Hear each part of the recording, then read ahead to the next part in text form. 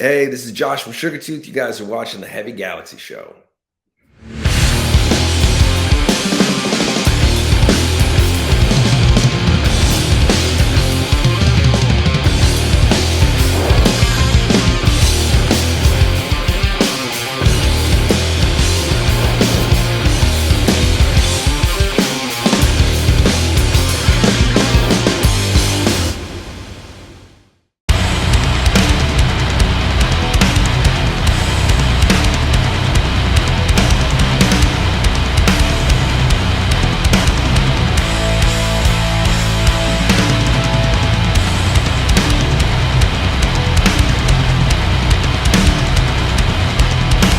Great. All right. We appreciate you coming on the Heavy Galaxy Show with us, Mark. I know you're obviously joining us, as we can see from the road right now. Yep. As I believe you guys are in Chicago tonight, we are. Correct? Yeah. Yep. Yeah, we're at Reggie's right now. So very cool, man. Upstairs chilling.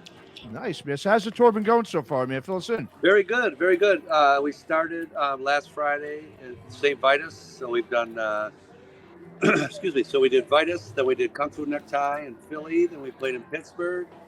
Wow. And then we did Indiana, Ace of Cups. We were in Kentucky last night, and we are in Chicago right now. Very cool, man. Very Right cool. Well, it's. I know it's been a little while since you guys hit the road. So I mean, 5 years, obviously, since the last record too. You got the great new record out, Remedy. Yep. And I'll say, man, just from in my opinion, I think it's the best release you guys have done to date. I mean, the riffs are through the roof. I mean, your vocals, there's different things you've done vocally on this record. So, I mean, my question, I guess, is obviously, I'm sure the pandemic was one of the reasons it took so long for the record to come out. But do you think that also benefited you guys, that you were able to sort of maybe experiment a little more than you usually could, and maybe you edit some new elements and stuff? Yeah, go ahead and talk about that. So literally, I probably wrote like 20 tunes. Doug probably wrote like 20 tunes, if not more, during COVID. Excuse me. Yeah. So, I ended up taking like a few lessons from like Chris Broderick. So I think, we got, I think we got back to our roots, you know what I mean? Mm-hmm. Got a new drummer who's been amazing. So, we definitely tried to make the best out of, everything shutting down, shall we say. Mm-hmm. And then, we did Europe. I think we did 19 days in Europe in October. And then, this tour. But, we ended up playing I think like 5 of the new songs in Europe, and they went over like amazingly. And, we're playing like 6 or 7 on this tour, and they're going over really, really well. So, I'm excited, and people are really digging the new album. And I agree. I think it's our best one to date. I think, what we had all, been hearing in our heads and ears and everything. I think finally we were able, to get that out and put it on vinyl. So I'm really excited. Very cool, man. Yeah, and one of those elements, that stand out to me is your vocals. Obviously, you've, I think, really upped your game on this record. I mean, definitely hearing some harmonies and hooks that we kind of haven't heard before. And what I love about it, it's really unpredictable. I mean, you've got all the different, styles on some of these songs. I mean, for instance, the track Joe Don Baker, I mean, you get melodic, obviously, but then you start using some harsh metallic vocals in there as well. I mean, Pillow Talk has those hooks too. They're on the chorus. Yeah. So talk about the vocal approach and what you wanted to do differently on this record compared to the previous ones. Yeah. So, I think I had everything written, really kind of, before. And then 2 weeks before we went to the studio, I literally rewrote 5 of the tunes. And then I rewrote, maybe 15 minutes, to be really honest with you. And then the next week I rewrote the 5. I wanted it, I was listening to like like a shit ton of like Roxy Music, Big Star, the band, D'Angelo, Stevie Wonder, a lot of like Neil Young. So, I really wanted to go at it like a heavy Motown album, and a lot of the stuff, to be really, it's just shit that I was like, I'm gonna give it a whirl. Like, Rambo 2, that chorus. I have no idea where that came from. I just did it, and I was like, what the fuck? So it's one of those things where I think I was just really trying, like, anything that came to mind. I literally, and the boys were like, all right, what about this? Or, so yeah, it was really, and I did, the vocals in 3 days. Wow. So it was just one of those things where stuff I wanted to try really, really worked. And shit that I'd never even thought of before, it worked even better. So Nice. Yeah, I really wanted something that was, I wanted something layered. I wanted something to kind of show all the influences, that I really dig. And I wanted something that, was very melodic, and really tight harmonies. So, I'm hoping that, people dig it. But yeah, I think, like, I'm finally starting to feel, confident with singing, playing guitar, things like that. So this album, I think was definitely something that, especially for me, that I really, needed to come out and show kind of where my head was at. Sure. Well, Marc, we go pretty far back. Last time I actually had you on one of the earlier iterations of the Heavy Galaxy show. Totally. And it was after maybe your last album, and I think it was your father had passed not that long before that. I remember that was a heavy time for you, sure. Actually, I just went through that just a couple years ago myself. Sorry, man. Yeah. Yeah, and I feel your pain even more now that I've gone through it. It's kind of crazy. Sure. And I have great admiration for this album. What an album! Another good one. You've never done a bad one, okay?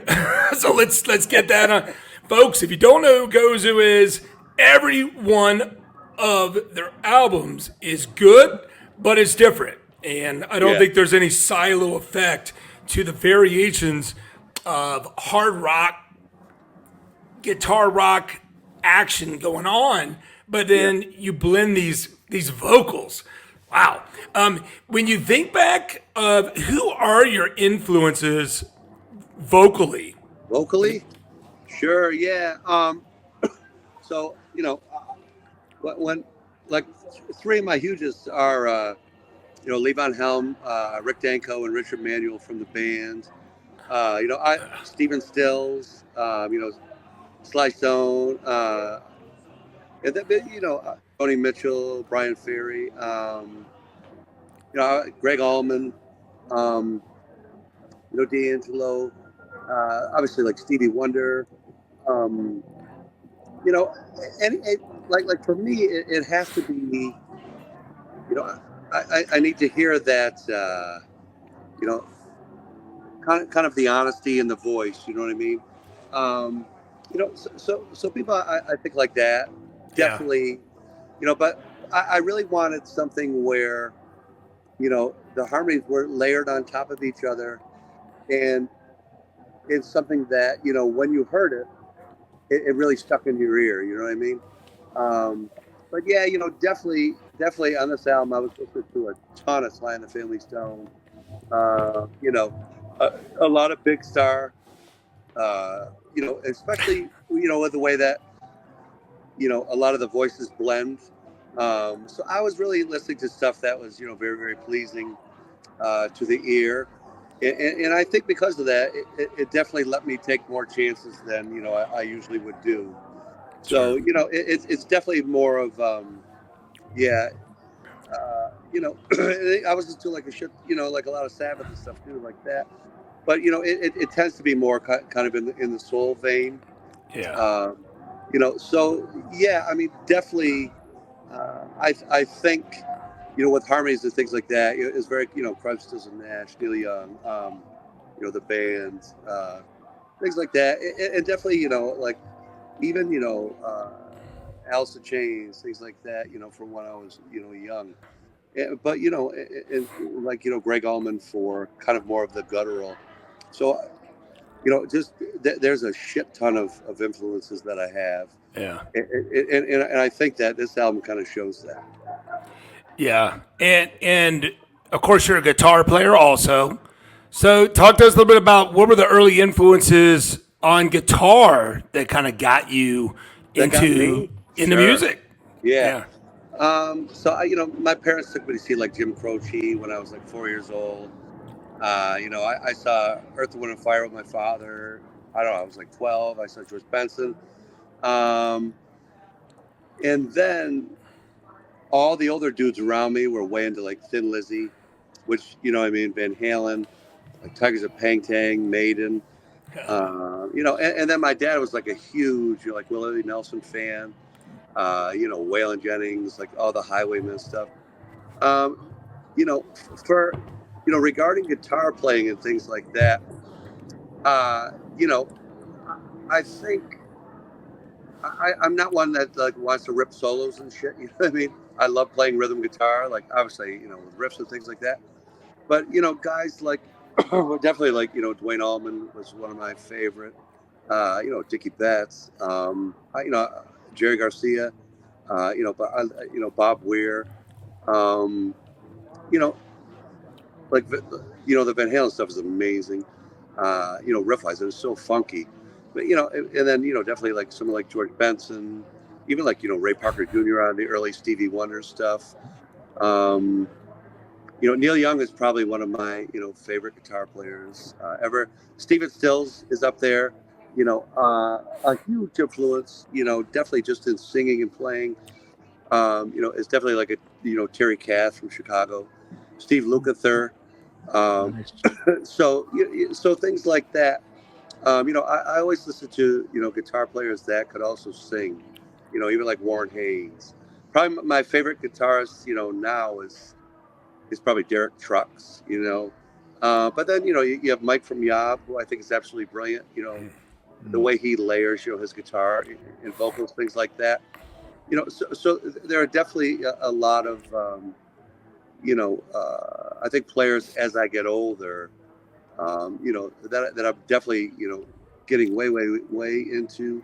But yeah, as a kid, I was definitely, like Allman Brothers, Skinner. I mean, that definitely, with Rosington and Collins, that stuff I still listen to quite all the time. So, it's definitely in that, those were some of my early influences, excuse me, regarding guitar playing. Just so much. Nile Rodgers is huge too for me. I mean, you're really like all over the map. Just an amazing amount of different stuff, different everything.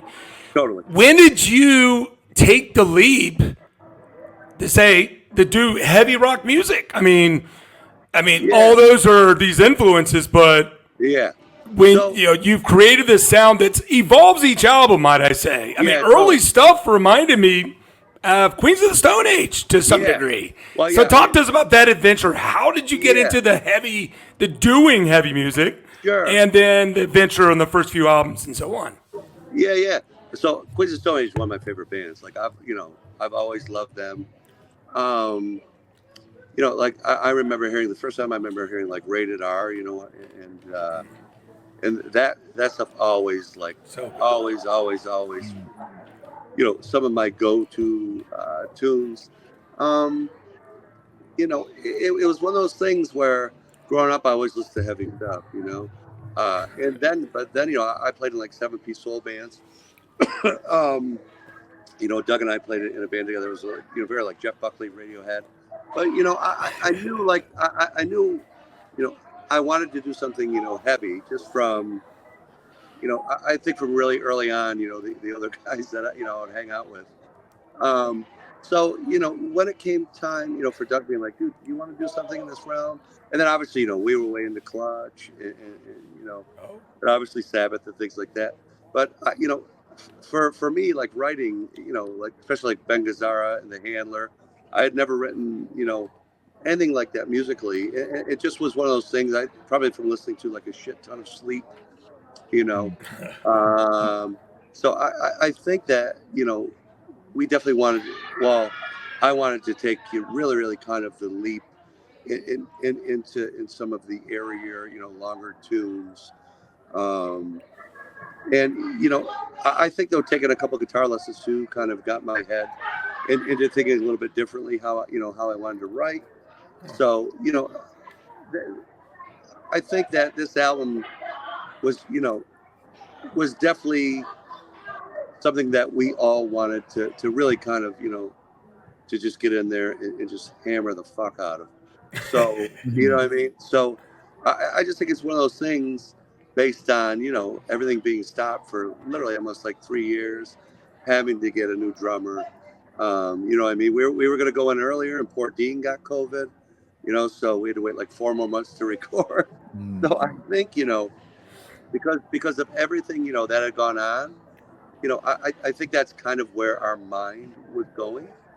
And we knew we wanted like a much heavier album. So, you know, there was definitely a conscious effort, you know, to have this be, you know, the heaviest thing that we've put out, but also with really, really catchy, you know, choruses and bridges. Yeah, it's definitely heavy. But you know, I mean, that's the thing I was going to ask you is, you know, obviously there's a lot more of like a groove metal element that you guys got on this record. I mean, like I'll go back to the song Joe Don Baker. I mean, that's a real just barn burner. And as you mentioned before, you got a new drummer with Seth. I mean, how much of an influence has he had now on the band's change in direction with sound too, with the heaviness as well? A shit ton. Yeah. You know, like he came down and literally like the first rehearsal, I was like, where did this angel come from? You know, like this little fucker is going to come in, and you know, he's much younger than all, and he had such an amazing, fresh, you know, vibe. And it was really, he kind of rejuvenated, you know, Doug, Joe, and I. And his groove was impeccable. You know what I mean? So I'll put it this way: we went in. Usually, you know, you do Friday, Saturday, Sunday with drums. Saturday, we start doing guitar. Wow. Laid down 10 tracks. Most of what you hear on Remedy is either the first or second take. Damn. You know what I'm saying? So he really brought kind of the, you know, the groove factor, but also really, you know, singing and playing over, you know, someone that's doing what he does. It makes it so much easier. You know, it's definitely, you know, there's some incredibly kinetic parts, but then, you know, when we lay back, you know, like if it was to the ends of clouds or something, it's just, you know, it's just, I think because the way he plays it and the way, you know, that Doug had it in his mind, it's just one of those things where everything clicked, like everything absolutely clicked. So he definitely, you know, he definitely made us step up our game. We didn't want to be shown up by the youngster, you know what I mean? So yeah. Mark, speaking of drums, Yep. you remind me of Psycho Vegas in the drumming incident. I know I bring this up all the time. Yes. I don't even know. Maybe you get pissed off, which you're probably the last person I want to piss off because you're much bigger than even me. And I'm 6'2.5", 215 on a bad day. You're built like... I'm 6'4", 245 right now. Yeah, okay. You're like a proto linebacker that could go in coverage some. Or tight end, quite frankly. Damn, you're tight end, Mark. I played tight end. I played, I think So I played hockey, I played lacrosse. I went to college to play lacrosse. Oh, wow. I destroyed my shoulders, so. Wait, talk to us about Psycho. A lot of people don't know the story. I mean, we'll preface it by saying, holy shit, what a set. Your set was so on fire. The whole room was on fire. The electricity was, wow. Yeah, so, you know, so we just came out, you know, bull right off the bat, just fucking crushing. Then we got through two other songs, and all of a sudden, you know, the fucking, you know, the bass drum head broke. And so there were no, this was a fucking nightmare. So there were no other drums in the whole fucking place. you know, and there was no like, you know, extra kick and shit like that. And I was like, there's no fucking way I'm coming here just to play a couple tunes. So, you know, so I just was like, you know what, my ass is getting back up there. And, you know, and we had it, you know, I think there was like 800, 900 people. So they were the ones all of a sudden, you know, just started clapping. And, you know, we did like a 10, 15 minute brown sugar, and the place like erupted. It was so cool. It was so organic feeling. I think for a lot of people, they didn't know that was, you know, what song it was or anything. And they just saw you guys doing something that sounded cool. Your soulful vocals was, I mean, somewhere there's got to be a video of this whole thing, I would imagine. It was, you know, it was like the first year. It was the first year of Psycho, I think. It was, So obviously, not all the shit was together when it came to, you know, being able to backfill real quick with another drum. Yeah. And Mark, you know, the Sasquatch did a show at Stone and Dusted where Craig Riggs, which of course you know from your Boston boys up there, he's playing drums for Sasquatch, and the bass or one of them blew out, and the sound guy went and did the change while the song was going on. That video now has like 20 or 30,000 views or something. Sure. And the guy was also probably on acid and meth. We're not sure of the combination or what. Gotcha. Like he was out of his mind. He was plugging in his guitar into the sand and shit. He was creeping around the speakers. Sure. Keith gave him the stink eye, like, no, tomorrow, like, I'm going to fucking kill you. He was looking at him singing the song Destroyer, staring right at him. Right. You know what I mean? So it's interesting when the drums become this strange oddity within all that, but I'll tell you, you handle it like a pro. You got drunk as fuck later on that night. I remember seeing you going, I was like, oh shit. You know? Yeah, you know, it's just one of those things. It's like, you definitely have to be able to think on your feet, you know what I mean? Yeah. And so, yeah, you know, we just made the best out of what we could do. Because, again, I wasn't just going to say, all right, fuck this. We had to do it. And so, so we played it. It was great. I mean, the whole crowd was, you know, clapping. You know, and I'd probably say many people didn't know that tune, but you know, it definitely saved that set for us by doing that. Yeah. But yeah, that sucked. Yeah, that was a fucking nightmare. Sorry, Mark. Awesome. Well, Mark, Remedy, I know, you know, it marks obviously now the second release that you guys have done now with Blacklight Media and Metal Blade. Right. And for those that don't know, Blacklight, you know, Media, they're actually owned by celebrity chef Chris Santos, who I know. Yeah, I know he signed you guys after seeing you guys play one time, I think back in New York some years ago. Yeah, right. Yeah. Okay. Yeah. And of course, now you got Brian Slagel, of course, from Metal Blade being behind you as well. So I mean, for you guys as a band, I mean, how fortunate and really important, I would say, has it really been to have those two guys helping you out behind the scenes and pushing you guys? I mean, it's amazing, right? Yeah, it's you know, if you would ask me when I was a 19-year-old kid, they killed me on Metal Blade, no fucking way. You know what I mean? Not even in that.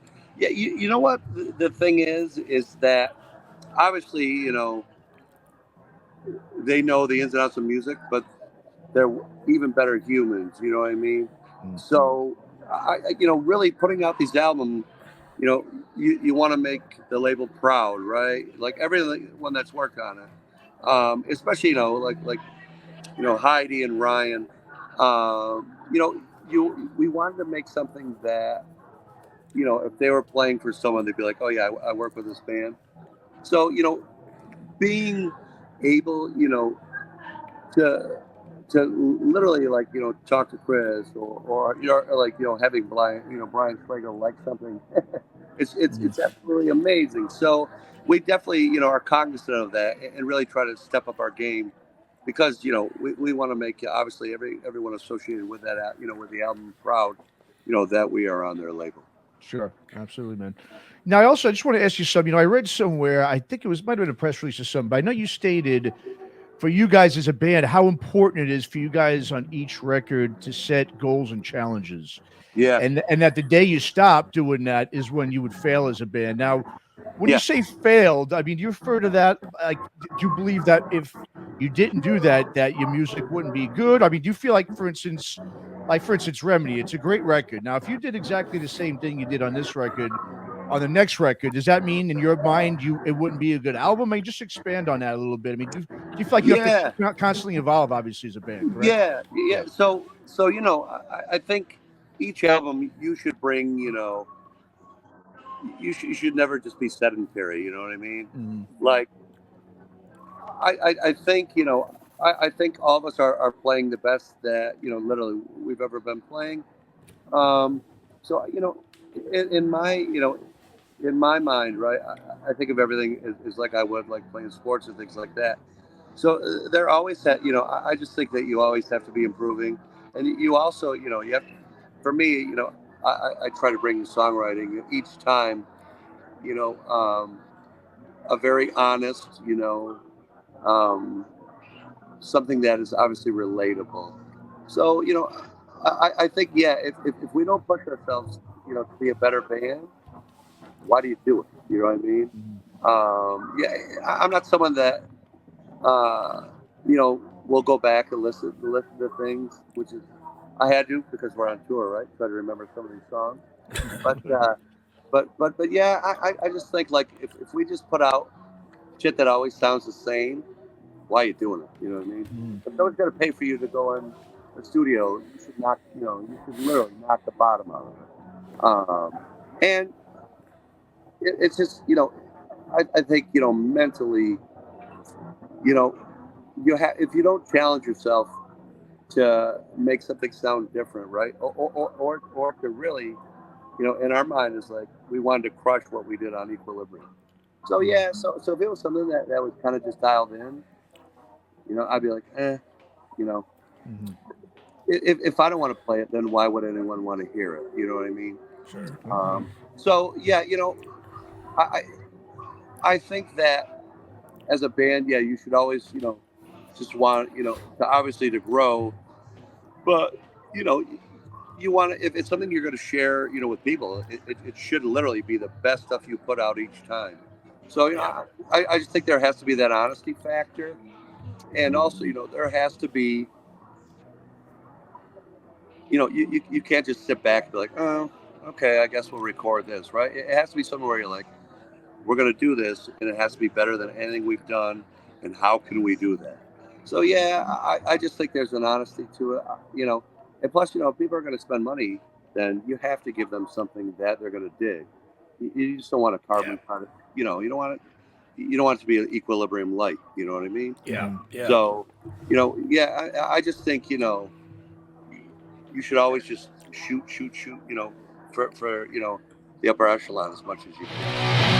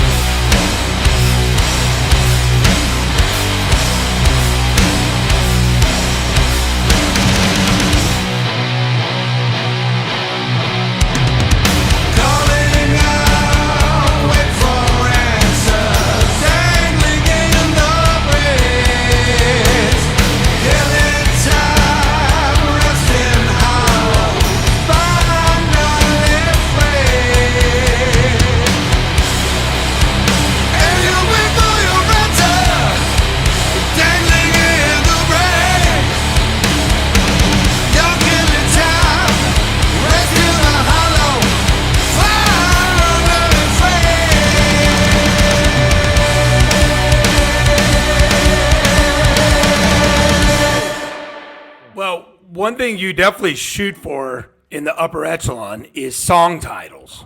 Yeah. Yeah. So, Amazing. Yeah. So I've answered this question so many times. So yeah, the song titles have nothing to do with the songs. You know Right. what I mean? Right. Some people get caught up in that, and literally, like, this is pretty tame compared to the shit we were going to put on it. Title wise, it's just one of those things, where because lyrically, some of the stuff, can be a bit, dark and things like that. So, we don't take ourselves, we enjoy having fun and we enjoy laughing and things like that. But literally, we just pictured, like some dude, just like reading these album titles and like almost getting uncomfortable. You know what I mean? So we've always looked at it in terms of that, like some, older gentleman reading, and be like, what does pillow talk mean? You know what I mean? Like, or Tom Cruise Control or Clown, what a great, you know what I mean? So, yeah, Tom Cruise Control. What a great name. What a genius one. So shit like that, we just have always, we've always, it's definitely, a tongue-in-cheek factor regarding that. And plus, like, I've never fought a dragon, right? Like, I don't live in the fucking desert. Like, I grew up in Watertown, New York. So Dragons are in the desert? What's that? Dragons are in the desert? They are. I don't know if you knew that. I mean, I live in one part of the desert. There's like a dragon lady, maybe. Kimono dragons, I don't know. They're probably in some desert somewhere. Right. I don't know. Right. Fucking deserts. Peyote, and you might actually see a dragon in the peyote, and you might see a dragon in the desert. I'm thinking. You might. What do you think? What do you think has been your wackiest tour partner, as far as weirdest match of a band you've, toured with?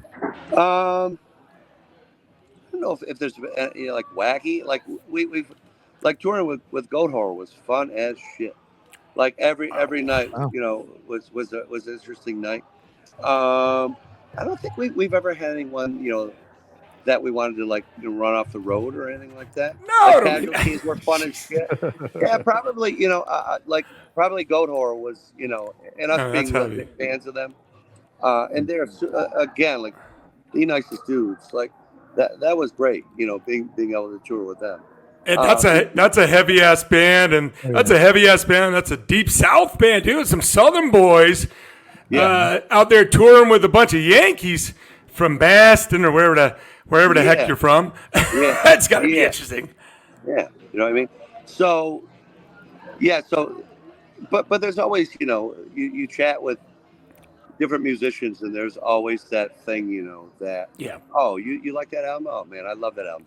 Or even shit like, you can talk sports, there's so many things that you have to have, to be able to do, because there's so much time where you're just waiting, like just to play. So you have to be able to conversate, or it's going to be a miserable fucking tour. You got to build relationships. You got to be human, because we're all fucking human. We got commonalities, so it makes sense. And hey, what would be your biggest crowd you've played in front of, and then what's the smallest, if you can remember? Sure. Yeah. I mean, so the festivals in Europe, like Roadburn and things like that. You play in those big rooms. There's over thousands of people. Probably the I'm trying to think the tiniest. I'm trying to think where that would have been. Probably just first starting out, but I'm trying to think like. I don't know. You know what? I think like when we first did Europe, I think we were booked in like these. I don't know if they were the most appropriate clubs for it. So I think one time in Cologne. There wasn't many people, but man, they bought like $300 worth of merch. So, nice. But you know what I mean? Yeah. But the thing is, and I've always been very vocal. I don't care if there's 3,000 people or 3 people, we're still going to hit it. Because if you spent money to come watch us play, we're never, ever going to just dial it in. Like, fuck that. like if someone, is taking the time to come watch you play, you have to kill it. You can't just be, like moody and shit on stage. You got to kill it. So, it doesn't matter, if there's 3 people or thousands, you still got to, crush. It's what do you think has been the smallest? Like how many more so? Like have you played for 10, 20, 30? We probably have played for like 10 people before, years ago. Yeah. Just starting out. Yeah. Sometimes those shows are fun as fuck. Yeah. Yeah. What I mean? Like, Yeah. people are like, Yep. hey, will you play this? So, yeah, I'll play, you know what I mean? And It's the hang after is usually pretty spectacular. It's always memorable, I think, for all people involved. For sure. I went for all people involved. Like I was at a show with Spirit Caravan, Elder, Moss Generator, and it was maybe 15 or 20 of us. And it was early Elder too, so a lot of people didn't know him. And Moss Generator hadn't gone on tour with Fu Manchu yet, and the venue did nothing. They didn't tell anyone anything. But we literally, a lot of us have gotten to know each other. And so when the Obsessed coming down, we're like, you're at that Spirit Caravan one, right? We're like looking at each other saying, oh, yeah, yeah. And a bunch of us are already friends. I mean, it was literally like, you could walk right up and be right in front of Wino and, look right over a short guy that's right in front of you. It was that easy. It was crazy.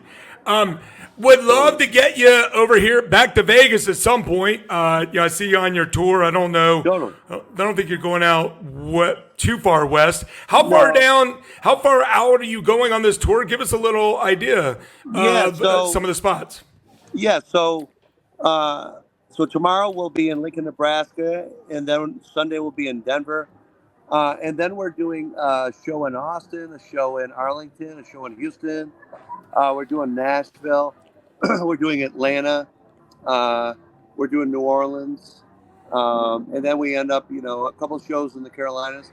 Then our last show is with Yob and Caven on the 10th of June in Boston. So that's nice. our last show. Very cool. Very cool. Well, Mark, so after now this tour, I mean, do you guys have anything else planned in terms of any shows lined up either, in the western part of the States or in Europe or anything? Yeah. Just those kind of. Yeah. So we have some, ones in Maine and later in June. So we're just really, looking to probably get back out in the fall. We'll definitely do something there, either in the States or in Europe. We're looking at right now, to do some festivals and such. So, we have an amazing team. So, we kind of just let them to do their thing, which is great. We have great booking agents. So, we just kind of. Who are you working with? Go, What's that? Who are you working with, booking agent wise? So we have Aaron Gray, who's amazing from Heavy Talent. We've worked with him for a really long time. He's also, one of our best friends. So part of that whole Boston crew. What's that? Part of that whole Boston crew. Yeah. He's a mass guy. So yeah. You know what I mean? So yeah, we've been really lucky in that aspect. To be able to work with one of your buddies is pretty key. Yeah. And what are some current rock bands or metal bands that you're digging? Oh Christ. That I'm digging.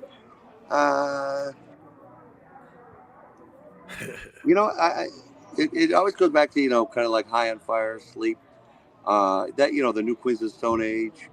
I don't tend to listen to a ton of heavy stuff, to be honest with you. So, I mean, like Doug and Joe and Seth, they listen to way heavier stuff than me. So, yeah, for me, it's definitely, like the first thing that draws my ear, if the drummer's good or not. Like if a band doesn't have a killing drummer, I can't listen to it. And then, and then it has to, vocally, it has to be something that kind of, pulls me in. So, I kind of have the staples that I really dig. But yeah, and still, like I'll still listen to like Maiden and Thin Lizzy and all that. But it always goes back into like the staples. The classics, yeah. Well, Queens, shit like that. The new Queen song, it's grown on me quite a bit. I just saw, they're starting to do their teasers, so it's going to be interesting to hear the new Queen's album for sure, and hopefully he rocks it up a little bit more. I think he's gone a little wayward with some of the production before, so hopefully it's cool. What's interesting, Mark, I just want to tell you, going way back when I first started getting into the heavy underground, it was you guys, Sasquatch, Freedom Hawk, and Rival Sons is kind of what woke me up. It literally took me from being a guy that thought radio validated, whether music was good or not, which of course is a fallacy because radio was created just for money and labels are as well. And it was just so amazing. And what's great is all four of you, Rival Sons, wow, what they've been doing. Yeah. And they're just amazing. All four of you are really on top of your game. Freedom Hawk, I rated their last album last year as my album of the year. Sasquatch wasn't too far behind. Sure. Yeah, and they're all really good dudes, too. But, because I've met some musicians, that I'm not too fond of. So, so having, guys, like that, it's amazing to deal with. One thing I should put out there is like, as I'm getting older and things like that, like I really think the last few Mastodon albums have been fucking amazing. So, that's definitely something that I find has been influencing me a lot lately too, Like I've always loved Mastodon, but I just feel like their last few albums have been spectacular. Yeah. I think he's one of the best drummers. Oh yeah. It doesn't matter what genre. His groove is so impeccable. I think that's also been a really huge influence. But that's probably, in terms of heavy bands, that's probably my favorite right now. Would be Mastodon. Such a fascinating evolution that they've had over these years. Yeah. The utilization. I just saw them recently with Gojira. Oh sure. On tour, and massive show. And I had almost forgotten that, damn if everyone sings. Maybe I had thought it was just Troy and the drummer, but wow. Yeah, Brett. Brett sings, Troy sings. Yeah, Brian. Yeah, Bill's the only one, but he does some yelling and stuff too. Yeah, he does some of the early. Totally, the more guttural sort of. Yeah. Yep. Yeah, definitely. It's a wild ride. Well, hey, Gaff, we really want to thank you for being on the Heavy Galaxy show with us. Yeah, I wish you guys all the best on the road. And again, let Aaron know that, I'd love to get you out to Vegas. I barely book any shows nowadays, but you're one I would do for sure. I think you need a full set in Vegas. And we just got to talk to the drummer, make sure there's no problems with fucking banging the drums to bits. Right. And I think it's going to be great. So we really appreciate you coming on. Yeah, thanks so much, Gaff. Thank you. Yeah, thank you. It's my pleasure. And thanks for digging, all the stuff we've done. Absolutely. Good luck on the rest of the tour too, man. Thank you. All right. All right, bud. Yeah. Thanks, Mark. See everyone. Appreciate it. Take care. Bye-bye. Take care.